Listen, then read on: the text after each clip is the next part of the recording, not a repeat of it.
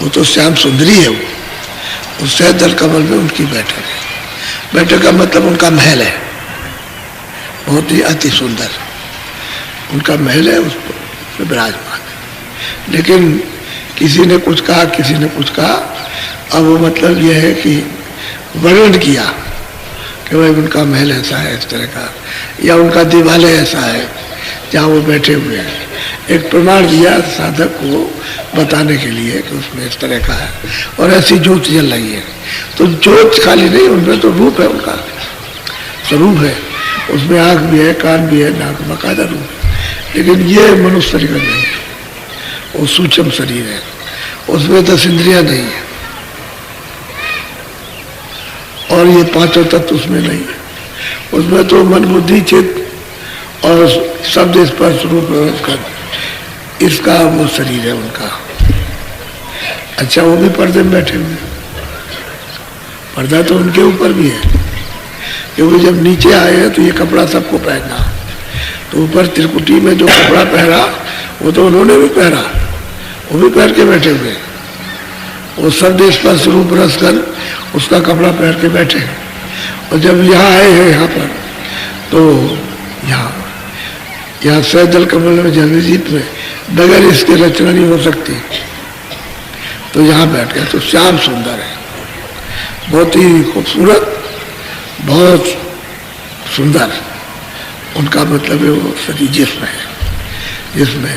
लेकिन यह है कि वो ज्योति की तरह से, उसका प्रभाव दूसरा नहीं है। कहते हैं ज्योत चल रही है दूसरा, लेकिन रूप है उनका। कहते हैं जब इसको तज कर, इसके परे जिनका रूप है, इनका मतलब जब वो प्रसन्न होते हैं तो ऐसे कर देते हैं, तो रास्ता हो जाता है, तो सुरते इसी रास्ते से निकल जाते हैं। तो गोस्वामी जी महाराज की जब इधर से सूरत उधर निकली, तब वो उधर मैदान में खड़ी हुई। बहुत बड़ा चौक है, मैदान का चौक का चौक जैसे होता है कि आंगन का चौक, मैदान मतलब ये। कहते वहाँ खड़ी हुई तो उस मैदान में उन्होंने उस पार जा कर के सब देखा,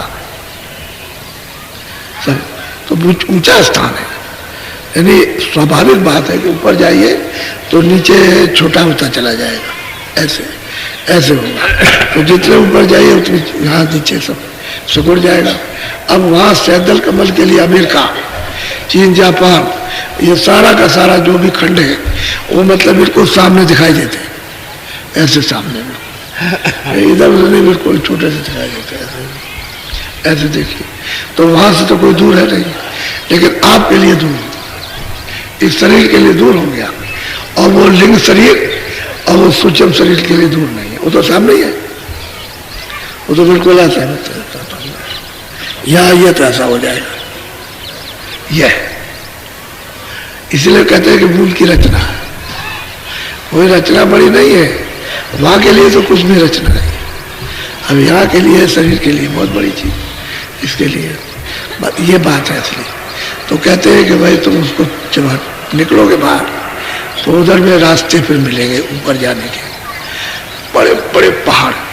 ये सारे संसार के पहाड़ एक तरफ रख दिए जाए तो वहाँ के ढीले की बराबर, जैसे इतना ढीला होता है ऐसा, ऐसे बड़े बड़े पहाड़, बहुत विशाल विशाल पहाड़। यानी उनको देख करके तो आदमी चक्रित होता, ऐसे ऐसे पहाड़। तो रूखे सूखे नहीं है, बड़े रस भरे,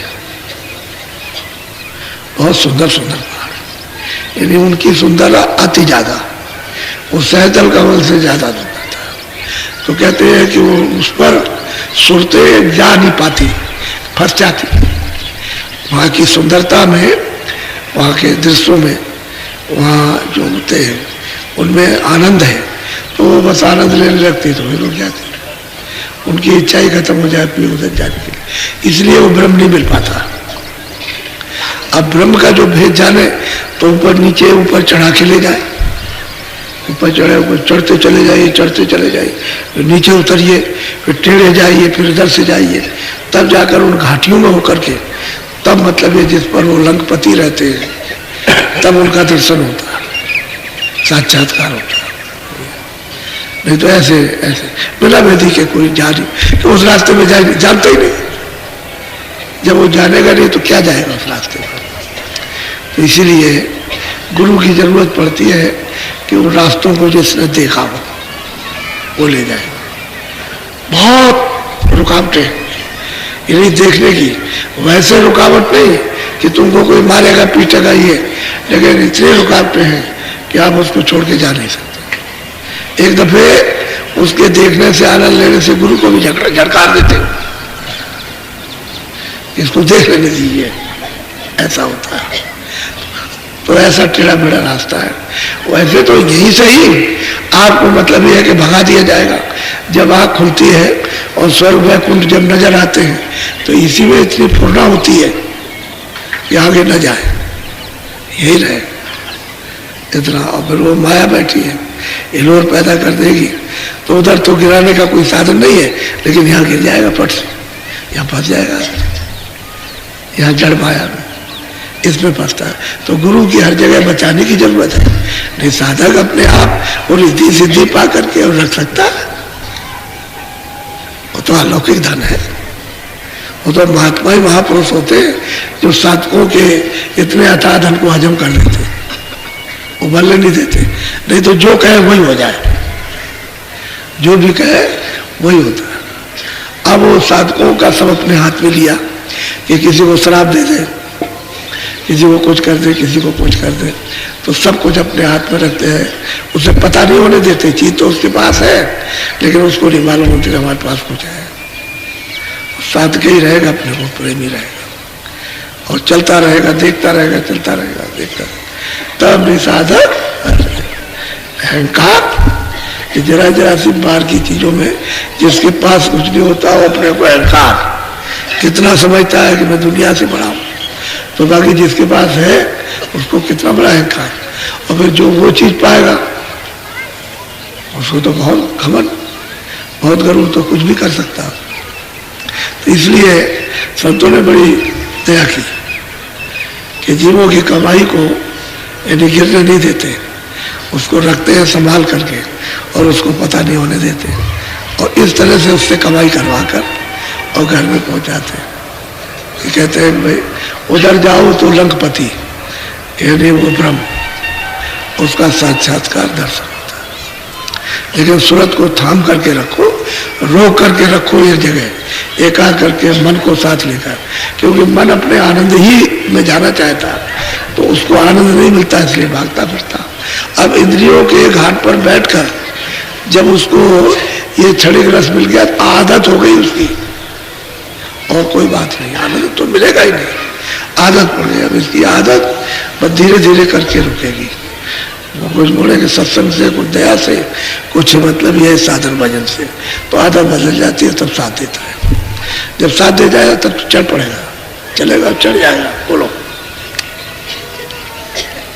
सोन चढ़े जा सो भाई, सोन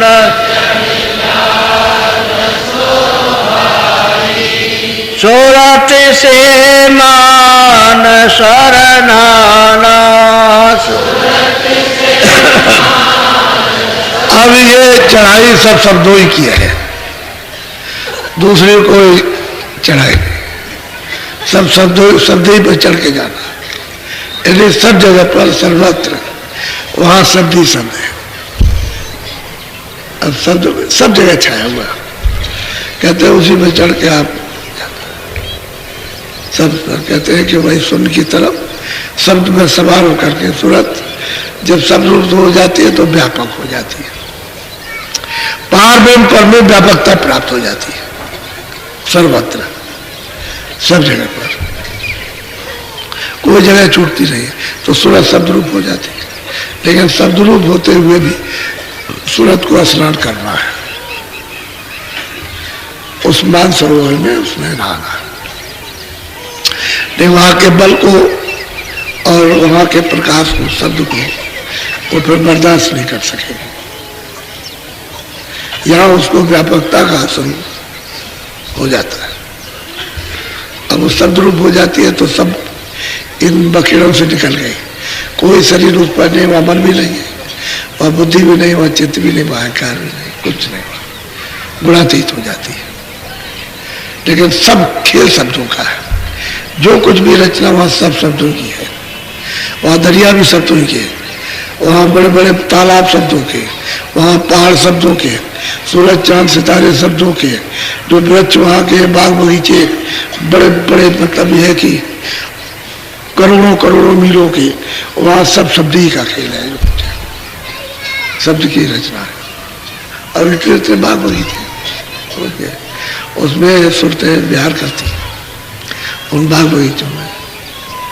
अब वहाँ का हाल ही अगर वर्णन किया जाए तो कागज पोता पाथरी ये जितने भी कलम है स्याही है नहीं मिलेगी। ऐसे ऐसे बाग बड़ी बड़ी बुलंदी रखते हैं और फिर उनके एक एक चीज का वर्णन किया जाए तो हो ही नहीं सकता। क्या होगा, सुरतें सिर्फ देखती हैं तो शब्द है और शब्द की संरचना है। यहाँ मिलोनी में आया वही शब्द जो है उस गंदगी में आ गया, इसलिए आपको उसका अनुभव नहीं हो पाता। जब निकालिश होगा तो पूरा अनुभव होगा। बोलो।